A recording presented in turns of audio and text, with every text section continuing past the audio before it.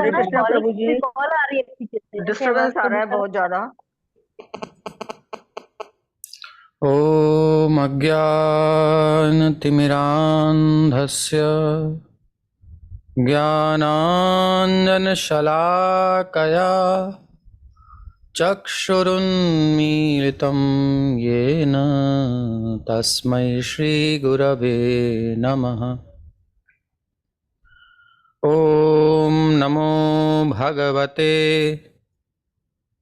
वासुदेवाय। ॐ नमो भगवते वासुदेवाय। ॐ नमो भगवते वासुदेवाय।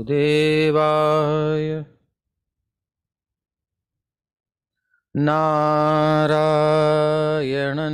नमस्कृत्य नरं चैव नरोत्तमं देवीं सरस्वतीं व्यासं ततो जयमुदीरयेत्। नष्टप्रायेष्वभद्रेषु नित्यं भागवत सेवया भगवत्युत्तमश्लोके भक्तिर्भवति नैष्ठिकी। श्रीमद् भागवत महापुराण की जय।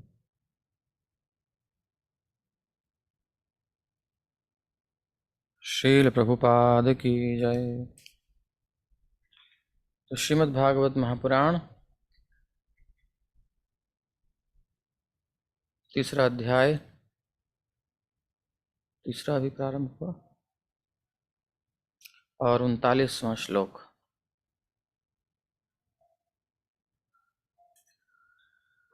अथेह धन्या भगवन्त इत्थम्। बोलिए। अथेह धन्या भगवन्तमित्थम्। अथेह धन्या भगवन्त इत्थम्। अथेह धन्या भगवन्त इत्थम्। यद्वासुदेवेऽखिललोकनाथे यद्वासुदेवे खिललोकनाथे कुर्वन्ति सर्वात्मकमात्मभावम्। कुर्वन्ति सर्वात्मकमात्मभावम्। न यत्र भूयः परिवर्तौग्रः। न यत्र भूयः परिवर्त उग्रः। अथेह धन्या भगवन्त इत्थम्। यद्वासुदेवेऽखिललोकनाथे कुर्वन्ति सर्वात्मकमात्मभावम्। न यत्र भूयः परिवर्तौग्रः।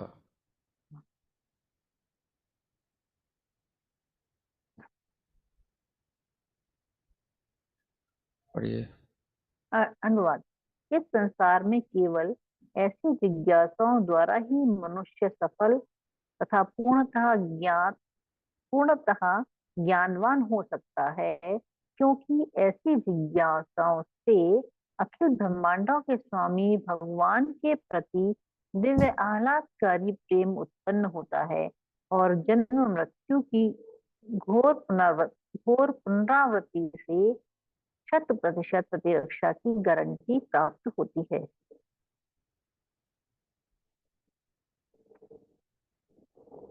तात्पर्य।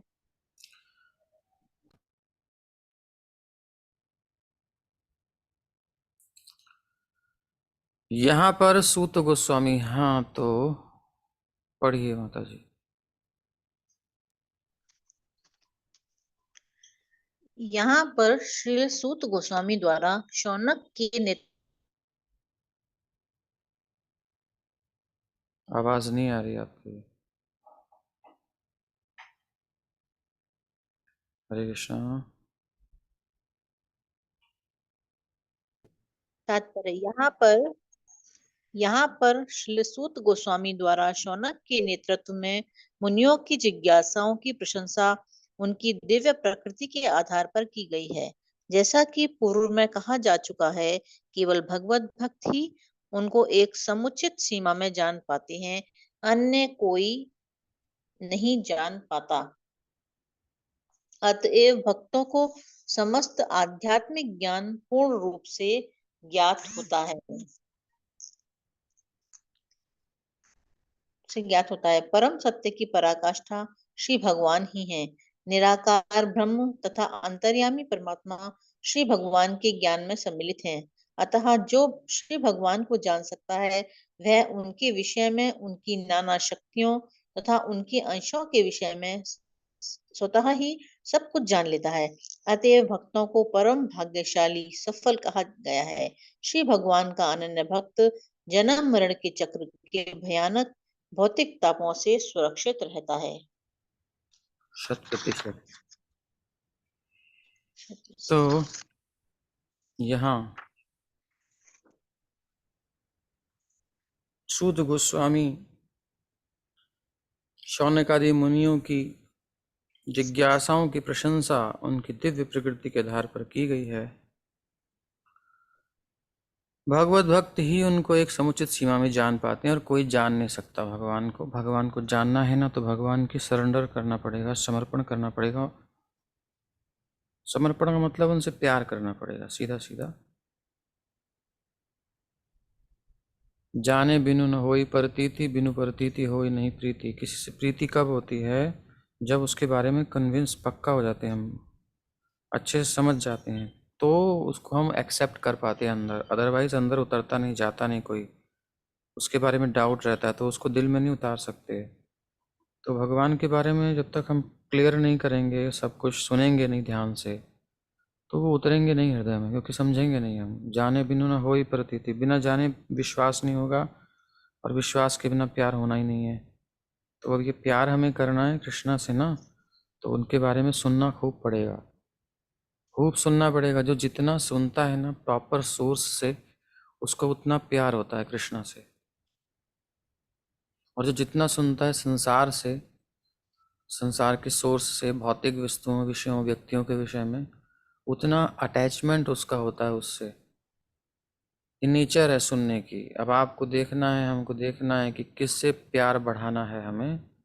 संसार से बढ़ाना है कि भौतिक संसार से बढ़ाना है कि भगवान से बढ़ाना है।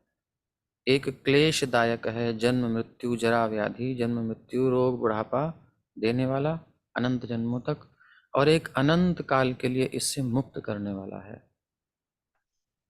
और दोनों सुनने पर निर्भर करता है।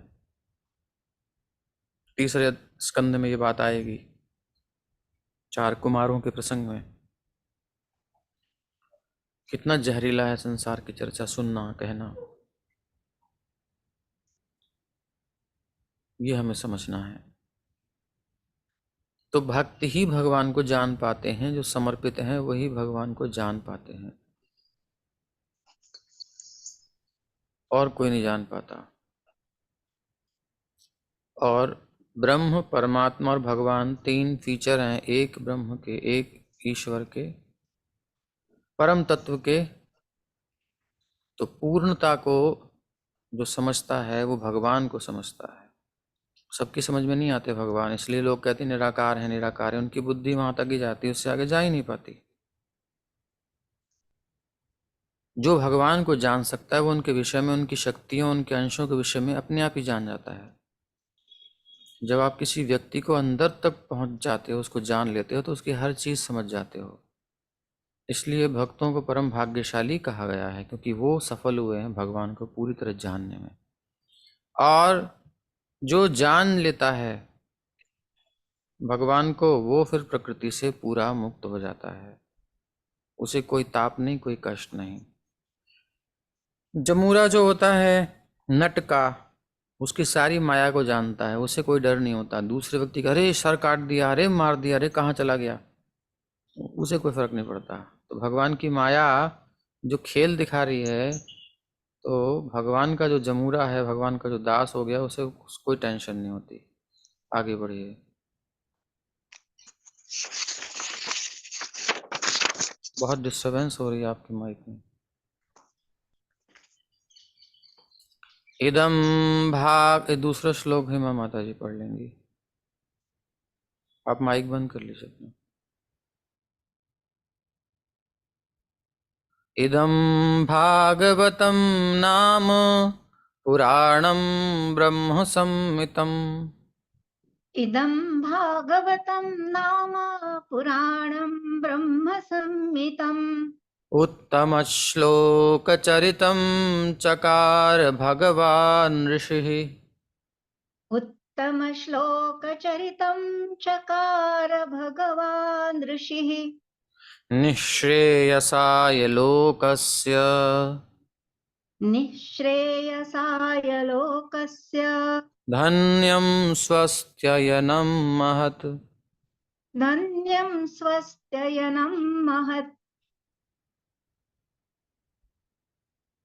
पढ़िए अनुवाद। अनुवाद।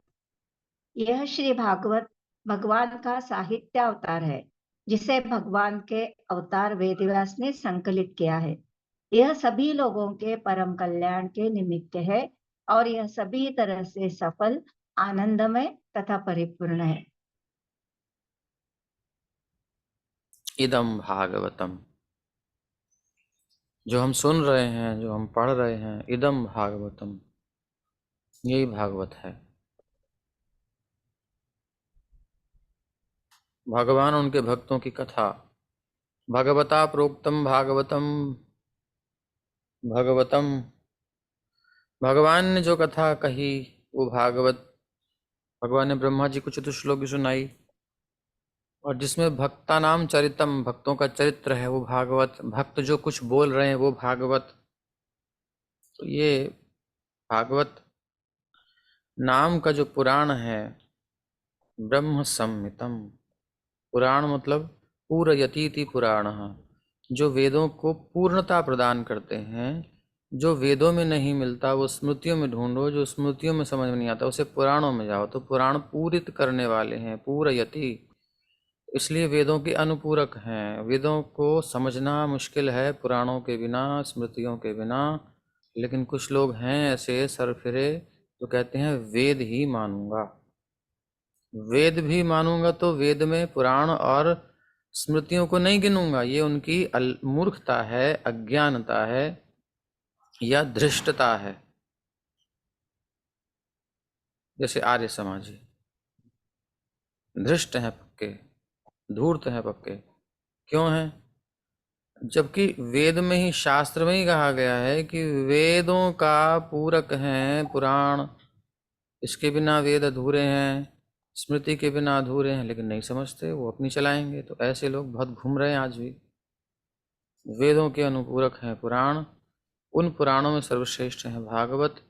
ब्रह्म संहितम, भगवान का ही अवतार है, और भगवान के अवतार के द्वारा ही लिखा गया है, प्रकट किया गया है ऋषि श्री व्यास देव के द्वारा। तो कोई डाउट नहीं कि ये बिल्कुल प्योर है। बट आर्य समाज के जो संस्थापक हैं उन्होंने लेकर के पानी में बहा दिया, बोले किसी काम का नहीं है ये।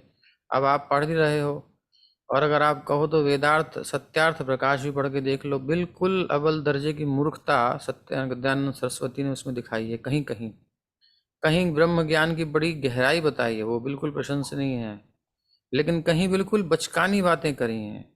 जब वैष्णवाचार्यों को धोने का प्रयास किया है, तो खुद ही धुल गए हैं उसमें। उसमें केवल तुक्के लगाए हैं, अगर ऐसा है तो ऐसा हुआ होगा, ऐसा हुआ होगा। तो बिल्कुल मूर्खता लगी हमें उसमें उनकी। एक पक्ष में इतनी विद्वत्ता, दूसरे पक्ष में इतनी मूर्खता, ये कैसे संभव है? कुछ समझ में नहीं आता, अजीब सी स्थिति है। इस भागवत को उन्होंने रिजेक्ट कर दिया, और उन्हीं के अनुयायी हमारे रामदेव बाबा हैं। तो वो ये सब अंदर से क्या है समझ लीजिए। ठीक है, योग थोड़ा करा रहे हैं, वो एक स्तर तक अच्छी बात कर रहे हैं, बट अगर आगे जाएंगे तो आगे आपको अंधकार दिखाई देगा। यही समस्या है कि सब नहीं समझ सकते, कठिन है भगवान तक पहुंचना। ब्रह्म, परमात्मा और भगवान। ब्रह्म तो सब समझ सकते हैं, थोड़ा प्रयास करेंगे तो वो सर्वव्यापक तत्व है और बस हो गया, वो लाइट है।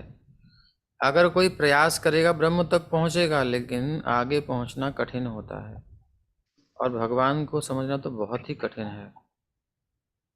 बड़े बड़े विद्वान नहीं समझ पाते, ये सब शास्त्रों में ही बताया गया, पीछे भी आपने सुना होगा। इसलिए हर एक को सुनने का कोई मतलब नहीं बनता है।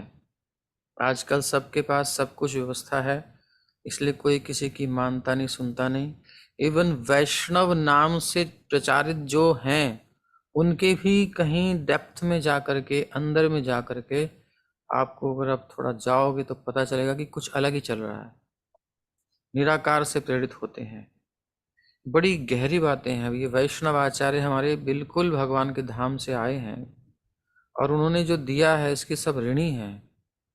श्रीपाद जीव गोस्वामी आदि, इन्होंने जो तर्क के साथ, शास्त्र के प्रमाणों के साथ दिया है, इससे सिद्ध हो गया है कि ये बहुत दृढ़ है, हमारी भूमि पक्की है। नहीं तो ये ज्ञानी लोग, योगी लोग कहते हैं क्या ये सब भक्ति भावुकता की बातें हैं। हमारी दृढ़ आधार भूमि है, इसके लिए हमें शास्त्रों को पढ़ना समझना चाहिए। और सरस्वती, दयानंद सरस्वती जी की उत्सव चल रहा है, सब लगे हैं, हमारे जोशी जी भी उसी में लगे हैं,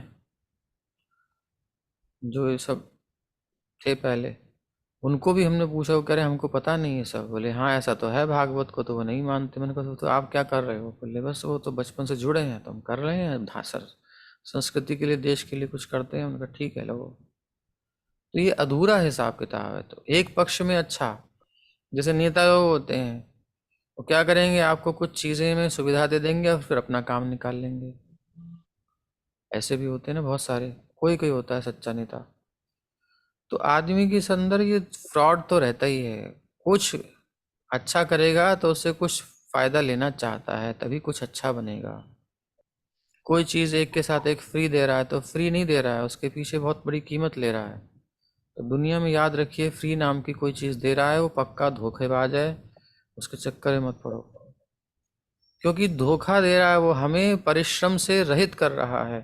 पारिश्रमिक दे हम स्वीकार करेंगे, फ्री दे जो भी है उससे दूर रहो। तो ऐसे ही संसार में जैसे है, ऐसे ही अध्यात्म के क्षेत्र में लोग परम सत्य को समझ नहीं पाते, और जो समझ पाते हैं वही बेस्ट है उनके लिए। ये समस्या है। नाम वाम कुछ ले लिए लेकिन इनका आवश्यक नहीं है। यहाँ भागवत कौन लिखने वाले हैं? स्वयं भगवान के अवतार श्रील व्यास देव। और वर्णन किनका किया जा रहा है? स्वयं भगवान श्री कृष्ण। दोनों ही भगवान हैं, एक भगवान है साक्षात कृष्ण, एक उनके अवतार हैं। दोनों में ही चार दोष नहीं है, भ्रम नहीं है, कोई प्रमाद नहीं है, करुणा पाटव, इंद्रियां पूर्ण है, विप्रविप्सा, ये धोखा देने की प्रवृत्ति किसी के अंदर नहीं है। इतना प्योर विशुद्ध ग्रंथ, सारे वेदों का, शास्त्रों का मुकुटमणि श्रीमद् भागवत जैसे बड़े बड़े आचार्य स्वीकार कर रहे हैं, कुछ लोग इसको मानते ही नहीं हैं। तो हम सीधा कहते हैं ऐसे लोगों को ही मानना बंद कर दो, खत्म बात। लेकिन हम YouTube में जाते हैं, सोशल मीडिया में जाते हैं, ऐसे लोगों के प्रवचन सुनते हैं।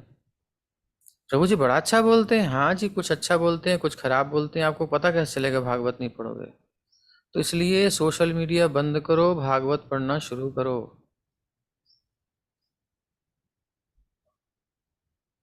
ये तो सोशल मीडिया पर डालना पड़ रहा है ताकि उस गंदगी में से कुछ अच्छी चीज़ें भी किसी को मिल जाएं, बट ये इसी पर डिपेंड रहने की आवश्यकता नहीं है। सुनना ही है तो सेलेक्टेड जगह पर सुनिए, उसके अलावा नहीं सुनना। इसका मिसयूज़ बहुत होता है, यूज़ कम होता है। और हो सके और लगन लग जाए ऐसी, तो ये सब बिल्कुल बंद कर देना चाहिए। फ़ोन टोन सब जितना आवश्यक है उतना काम किया, बाकी बंद। और ग्रंथ पढ़िए, उसका गुणगान करिए, गायन करिए, मनन करिए, चिंतन करिए। इसी में खोपड़ी खपा खपा के दिमाग खप जाता है स्क्रीन पर। तो ये केवल प्रचार के लिए उपयोग किया जा रहा है, इसका कोई पर्सनल यूज नहीं होना चाहिए। प्रचार के लिए हम कर रहे हैं, आप सबको लाभ मिल रहा है, दुनिया को लाभ मिलेगा। कोई आएगा भटकता हुआ इधर तो आ जाएगा, ज़्यादा व्यूज तो नहीं आएंगे, लेकिन जितने भी हैं। लेकिन उसके बाद क्या करना है? क्या इसी में रहना है? क्योंकि इसमें तो आसपास बहुत सी चीज़ें आती हैं स्क्रॉलिंग में, तो मन तो पागल है ही, तो कहीं भी चला जाएगा। इसलिए ये ऑप्शन ही नहीं देना मन को। तो भागवत ग्रंथ सबके पास होना चाहिए, और भागवत ग्रंथ होना चाहिए। और अगर ये वीडियोस भी आप सुनते हो किसी भी चैनल पर, किसी के भी अच्छे लगते हैं आपको, तो एक ग्रुप ऐसा होना चाहिए जहाँ केवल वैसी जेन्युइन चीज़ें ही शेयर की जाती हों। वहाँ आप जाइए और उसी तक सीमित रहिए, तब तो बच सकते हैं। और नहीं तो वो भी बड़ा अच्छा बोलता है, वो भी बड़ा अच्छा बोलता है। वो बोलते अच्छा है, लेकिन आपके जीवन में कितना अच्छा हो रहा है, आपकी लाइफ में कितना चेंज हो रहा है, कि आपको वो रहस्य कितना समझ में आ रहा है। और ये ईमानदारी से कह रहे हैं हम, जितना सोशल मीडिया पर एक्टिव रहेंगे उतनी बुद्धि ठस होगी। रूपा जी भागवत में लिख रहे हैं, भौतिक संसाधन हमारी ऊर्जा शक्ति को चूस लेते हैं,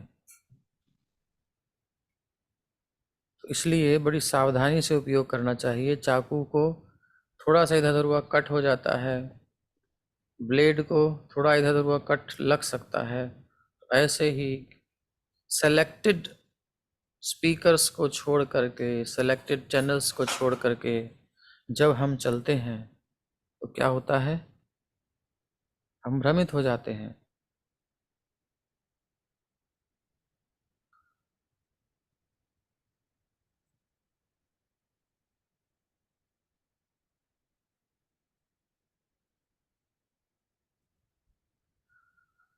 तो ये बात समझ में आए ना आए, अच्छी लगे ना लगे, वो हमें नहीं पता, बताना हमारा काम, आगे आपकी इच्छा। निश्रेयसाय, ये भागवत किस लिए है? परम कल्याण के लिए है। धन्यम, पूर्ण रूप से सफल, धन्य। स्वस्थ जनम, सर्वानंदमय है, सारा आनंद यहीं पर है। महत है, परिपूर्ण है, कुछ और पढ़ने की आवश्यकता नहीं है, पर्याप्त है। उत्तम श्लोक चरितम, उत्तम श्लोक भगवान के कार्यकलापों को संकलित किया गया है इसमें। इसके अलावा कहीं जाने की जरूरत ही नहीं है। तो फिर इतने सारे शास्त्र क्यों हैं? केवल भागवत को पुष्ट करने के लिए। हमारा सेंट्रल ग्रंथ है श्रीमद् भागवत, हमारा ही नहीं, समग्र वैदिक साहित्य का केंद्रीय ग्रंथ है श्रीमद् भागवत। इससे श्रेष्ठ कोई ग्रंथ नहीं है। इसी का विस्तार प्रभुपाद जी ने किया है अन्यत्र बुक्स में। चैतन्य चरितमृत क्या है? कहते हैं पोस्ट ग्रेजुएट है, तो उसमें भी जाकर के देख लो, भागवत ही है, भागवत को ही पुष्ट किया गया है। भागवत के बिना न चैतन्य चरितमृत है न कुछ है। भागवत निकाल दो, चैतन्य चरितमृत बचेगी? नहीं बचेगी। भागवत के बिना कुछ नहीं है। भागवत को और स्पष्ट समझाती है चैतन्य चरितमृत, गीता को भागवत को और स्पष्ट समझाती है। तो उस दृष्टिकोण से हमें पढ़ना चाहिए। लेकिन भागवत को रिप्लेस कर नहीं सकता कोई ग्रंथ। अब आप कहो केवल चैतन्य चरितमृत पढ़ें तो क्योंकि उसमें श्रीमद् भागवत है इसलिए वो रिप्लेस नहीं है। और आपको भगवत गीता ही पढ़ें तो क्योंकि उसमें भी आपको भागवत के सिद्धांत हैं, तो वो भी चलेगा। तो ये जो हमारे प्रभुपाद जी ने ग्रंथ दिए हैं, ये सब एक दूसरे से पूरित हैं, समाहित हैं, सब में वो एक दूसरे का समावेश है। अब कोई छोटी बुक उठाओ प्रभुपाद जी की, उसमें भागवत जरूर मिलेगी, गीता जरूर मिलेगी। कोई ऐसी बुक आप नहीं कह सकते कि इसमें भागवत या गीता नहीं है। तो इस प्रकार से भागवत सेंट्रल ग्रंथ है, इसी के सहयोगी अन्य ग्रंथ हैं, या इसी को पुष्ट करने के लिए, हाईलाइट करने के लिए। व्यासदेव जी ने भी ऐसा ही किया है। व्यास देव जी ने भी वेद के 4 विभाग किए, 18 पुराण, 108 उपनिषद, वेदांत सूत्र, ये सब क्या है? ये सब करने के बाद भी परिताप बते व्यासे मुह्यत ज्ञान सागरे, मोहित हो रहे हैं व्यासदेव, कंफ्यूज्ड हो रहे हैं। वो एक लीला करके दिखा रहे हैं कि देखो इतना सब करने के बाद भी हम संतुष्ट नहीं हुए, तो इतनी बड़ी बड़ी नॉलेज देने के बाद भी, सब कुछ करने के बाद भी बिखरे हुए रूप में हमने दिया तो हम संतुष्ट नहीं हैं। तो पढ़ने वालों तुम कहाँ से हो जाओगे? तो ऐसी लीला करके दिखा रहे हैं। फिर उन्होंने भागवत को प्रकट किया तो संतोष प्राप्त किया और कहा कि यह सफिशिएंट है, पर्याप्त है। तो इसलिए भागवत में मन को लगाएं, लेकिन लगना पड़ेगा। मैक्सिमम टाइम श्रीमद् भागवत को दें, और जब तक मनन नहीं करेंगे ना, एक बार सुनने से काम नहीं बनेगा। क्योंकि हम सब जानते हैं, भगवत गीता की क्लास है चाहे भागवत की, अगले ही दिन उसे पूछेंगे तो दिमाग से उतर जाता है। तो इसको कई बार मनन करना पड़ेगा। 1 घंटा सुनते हो तो 4 घंटा मनन करो, तब ये अंदर उतरेगा। तो कितने हम में से 4 घंटा मनन करते हैं ये हम जानते हैं। इसलिए भागवत पूर्णता से लाभ नहीं दे पाता। आगे चलिए।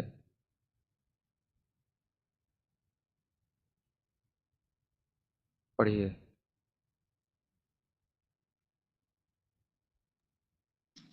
भगवान श्री चैतन्य महाप्रभु ने घोषित किया है कि श्री भागवत समस्त वैदिक ज्ञान तथा इतिहास की निर्मल वाणी है।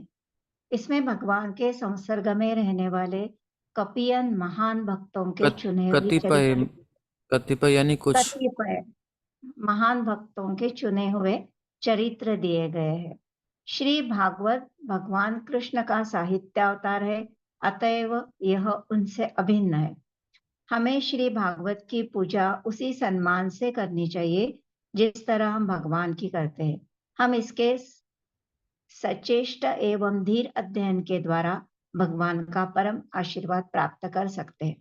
जिस प्रकार भगवान पूर्ण प्रकाश, पूर्ण आनंद तथा सर्वशा पूर्ण है, उसी तरह यह श्री भागवत भी है। हमें श्री भागवत का पाठ करने से परब्रह्म श्री कृष्ण का सारा दिव्य प्रकाश प्राप्त हो सकता है, बशर्ते कि हम इसे पारदर्शी गुरु के माध्यम से ग्रहण करें। तो स्पष्ट है, इसमें कुछ भी ऐसा नहीं है जो हमें समझ में ना आया हो। आगे चल सकते हैं। पुरी में भगवान चैतन्य के दर्शनार्थ जितने लोग आते थे, उनसे महाप्रभु के निजी सचिव श्री स्वरूप दामोदर गोस्वामी यही कहा करते थे कि किसी भक्त भागवत से ही भागवत का अध्ययन करना चाहिए। भक्त भागवत स्वरूप सिद्ध प्रामाणिक गुरु है और वांछित फल प्राप्त करने के लिए उन्हीं से भागवत की शिक्षा ग्रहण करनी चाहिए। भागवत के अध्ययन से वे सारे लाभ प्राप्त हो सकते हैं जो भगवान की साक्षात उपस्थिति से होते हैं। यह भगवान कृष्ण के उन समस्त आशीर्वादों को प्रदान करने वाला है जो भगवान के साक्षात संपर्क से मिल सकते हैं। भगवान का साक्षात संपर्क और भागवत का अध्ययन दोनों बराबर हैं। जो साक्षात कृष्ण से हम प्राप्त कर सकते हैं वही भागवत से प्राप्त कर सकते हैं। इस स्टेटमेंट को कभी हमने ध्यान से सुना या पढ़ा या मनन किया? आज इसको 4 घंटे तक अलग अलग भाग में चाहे एक साथ थोड़ा सा विचार कीजिए, लिखिए अपनी बातों को, फिर चिंतन कीजिए कि क्या कह रहे हैं। मतलब भगवान साक्षात प्रकट है हमारे सामने। अब हम कहाँ देख रहे हैं? अब हम कहाँ देख रहे हैं? इसका मतलब हम खुद को धोखे में डालना चाहते हैं, खुद माया में पड़ना चाहते हैं। कृष्ण से अधिक कृपा क्या करें? इत उत देखत जन्म गयो। इत उत देखत जन्म गयो। यही हमारी समस्या है। जन्म बीत गया, आगे भी जा रहा है, ये वाला भी जा रहा है, जा ही रहा है। कब समझेंगे इस बात को? आज नहीं समझेंगे तो कभी नहीं समझेंगे, क्योंकि किसी बिंदु पर भी रुक करके हमें देखना तो है ना कि जीवन जा किधर रहा है। कब समझेंगे इस बात को? जिसने आज नहीं समझा वो कल कभी नहीं समझेगा, क्योंकि उसका कल आने वाला ही नहीं है।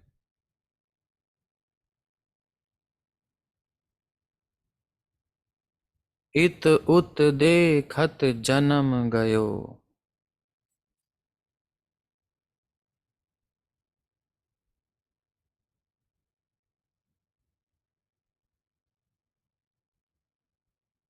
चिंतन का विषय है, चिंतन का। साक्षात भागवत सामने है, साक्षात श्री कृष्ण ये हमारे सामने हैं, और इनको बाईपास करके, इनको छोड़ करके हम कहाँ कहाँ मन लगा रहे हैं, हमको पता है ना।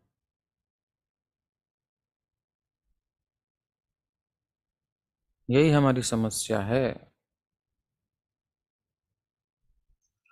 इससे बड़ी कोई समस्या नहीं है, समाधान सामने है, समस्या सामने है। समस्या हमारे साथ है, जन्म मृत्यु जरा व्याधि रोग झंझट। समाधान क्या है? श्रीमद् भागवत। लेकिन फिर भी इत उत देखत जन्म गयो।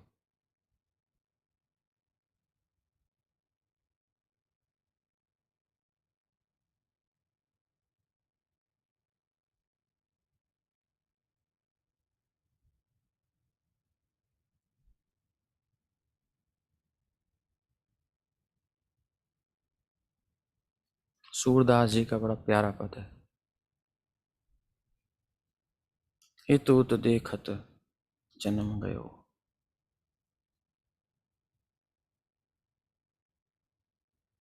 इत उत देखत जन्म गयो।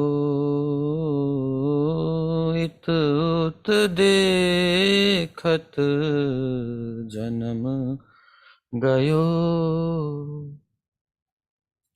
इत उत देखत जन्म गयो मेरो। इत उत देखत जन्म गयो। इधर उधर देखते देखते मेरा जीवन निकल गया। हे प्रभु, इस माया के चक्कर में पड़ के हमने कितने जन्म बर्बाद कर दिए। समाधान सामने है, ये हम सबकी स्थिति है, कोई इससे रहित नहीं है, ये हम सबकी स्थिति है। इत उत देखत और जन्म गयो।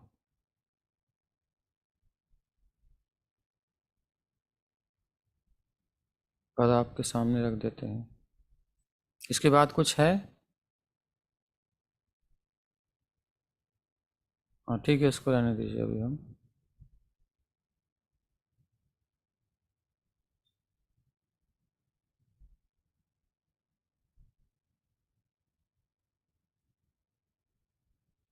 इत उत देखत जन्म गयो। इत उत देखत जन्म गयो। या झूठी माया के कारण, या झूठी माया के कारण दुहु दृग अंध भयो। ना तो अंदर के नेत्र खुले ना बाहर के, दोनों फूट गए। माया ने अंदर से भी अंधा कर दिया, बाहर से भी। फीलिंग्स भी झूठी हैं और बाहर के अनुभव भी झूठे हैं। जो दिख रहा है वो भी नित्य नहीं है, जो हमको अनुभव हो रहा है वो भी अनित्य है। मैं तो कहीं खो गया। या झूठी माया के कारण दुहु दृग अंध भयो। और बस इधर उधर देखते जा रहे हैं कि शायद कुछ मिल जाए, ये अच्छा है वो अच्छा है। पीछे क्या अनुभव है किसी को टाइम नहीं सोचने का। कितना फ्रॉड हो चुका है, कितना धोखा खा चुके हैं, कितना जन्म निकल चुका, कितना जीवन बीत चुका।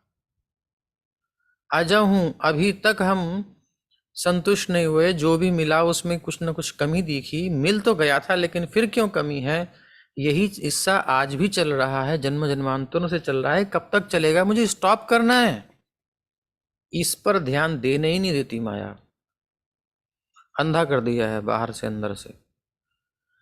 जन्म कष्ट तय मातु दुखित भई, अति दुख प्राण सहयो।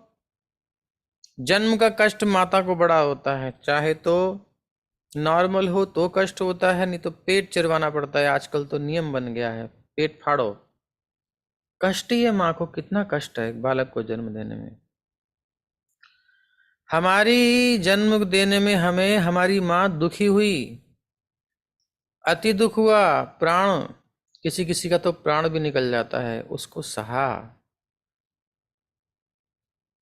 और वह त्रिभुवन पति बिसरी गए तो ही, सुमिरत क्यों न रह्यो।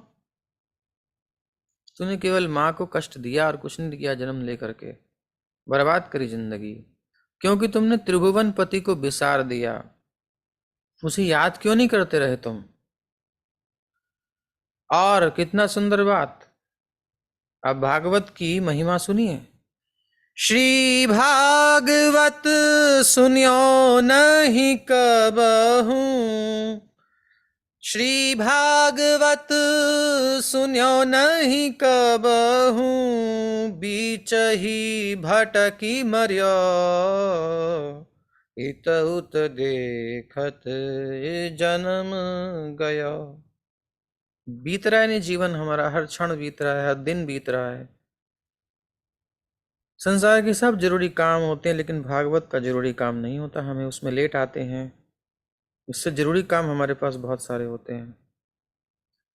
अथवा लेट भी आते हैं तो बाद में सुन लें, पूरा सुन लें, उसे मनन करें, चर्चा करें। कहाँ होता है हमारे पास टाइम। इतने इंपॉर्टेंट काम हमारे पास हैं। श्री भागवत को कभी सुना नहीं, ध्यान से मनन करना उस पर। 1 घंटा सुन के 4 घंटे मनन करना। बीच ही भटकी मर्यो। भागवत तक पहुंच नहीं पाते, बीच में बहुत सारी चीजें लपक लेती हैं, खत्म। सूरदास कहे सब जग बूढ़्यो, सब जग बूढ़्यो। सूरदास कहे सब जग बूढ़्यो, जुग जुग भक्त तर्यो। सूरदास जी कहते हैं कि सारा जगत इसमें डूब गया। किनारा है भागवत, लेकिन भागवत सामने है, किनारा सामने है और जा भी सकते हैं, लेकिन बीच में इतने सारे काम, गृह कार्य नाना जंजाला, इतने जंजाल, इतने आकर्षण हैं, इतनी जरूरी काम है हमारे जीवन में कि सारा जगत डूब जाता है माया के छोटे से जल में। और भ्रम में पड़ के भागवत सामने होती है, खोल नहीं पाता। नाम माला झोली होती है सामने, जप नहीं पाता। भक्त होते हैं, संग नहीं कर पाता। यूट्यूब पर भी आता है तो फिर इधर उधर की चीज़ें बहुत सारी हैं। मोस्टली टाइम इधर उधर चला जाता है, फेसबुक पर चला जाता है, इंस्टाग्राम और पता नहीं क्या क्या। फिर थोड़ा फ़ोन है, पड़ोसन ने कुछ कहा, पड़ोसी ने कुछ कहा, फलाने देश में ये, इस देश में वो तो हो रहा है, पहले भी हो रहा था, आगे भी होता रहेगा। तुम्हारा क्या हुआ। अपनी सोचो, तुम्हारा क्या हुआ? क्या मृत्यु तुम्हारे पास नहीं आएगी? क्या वो दुनिया में ही मृत्यु है, उसको बचाने के लिए तुम घूम रहे हो, उसकी चिंता कर रहे हो? अपनी कर ली ना? तो ऐसे ही डूबना होता है। सब जगह बूढ़ियो, सब जगह डूबियो, युग युग में तरा है इस माया से तो केवल भक्त, क्योंकि वो भागवत सुनता है, उसमें अपने मन को लगाता है। श्रीमद्भागवत महापुराण की जय, श्रील प्रभुपाद की जय। लगिए, यही जीवन है। बाकी ये सब चक्कर दुनिया के चलते आए हैं, चलते रहेंगे। मरना हम सभी को है। भागवत के साथ मरे, भागवत चिंतन में मरे, यही सफलता है। नाम भागवत, नाम और भागवत, नाम और भागवत, और ये मिलती है भक्तों के संग में।